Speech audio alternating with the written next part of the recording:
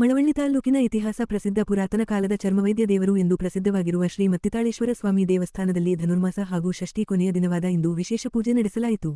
ದೇವರ ವಿಗ್ರಹಕ್ಕೆ ಅಭಿಷೇಕ ನಡೆಸಿ ಹತ್ತಿಯಿಂದ ವಿಶೇಷವಾಗಿ ಅಲಂಕಾರ ಮಾಡಿ ಪೂಜೆ ಸಲ್ಲಿಸಲಾಯಿತು. ನೂರಾರು ಭಕ್ತರು ದೇವಸ್ಥಾನಕ್ಕೆ ಆಗಮಿಸಿ ಹುತ್ತಕ್ಕೆ ತನಿ ಎರೆದು ಬಳಿಕ ದೇವರಿಗೆ ಪೂಜೆ ಸಲ್ಲಿಸಿ ದೇವಸ್ಥಾನದ ಆವರಣದಲ್ಲಿ ಅಡುಗೆ ಮಾಡಿ ಊಟ ಮಾಡಲಾಯಿತು.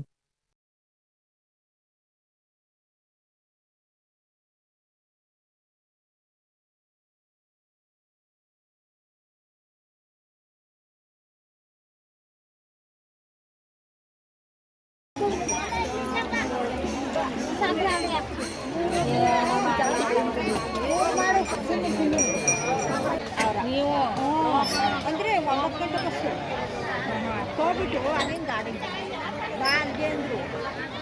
ಇದು ಅದೇನು ಕೇಳಿದ್ವಿ ಬಸ್ ಹರಹ ಓಂ ಗುರು ದಕ್ಷಿಣಾಮೂರ್ತಿಯ ನಮಃ. ಈ ದಿನ ಸ್ವಾಮಿಗೆ ಧನುರ್ಮಾಸದ ಪೂಜಾ ಏನಿದೆ, ಇವತ್ತು ಸ್ವಾಮಿಗೆ ಕೈಲಾಸ ಪರ್ವತದ ಅಲಂಕಾರ ಮತ್ತು ನಮ್ಮದು ಏನು ಇದಿದೆ ಮುತ್ತಿನ ಅಲಂಕಾರವನ್ನು ಎರಡೂ ಮಾಡಿದ್ದೀವಿ.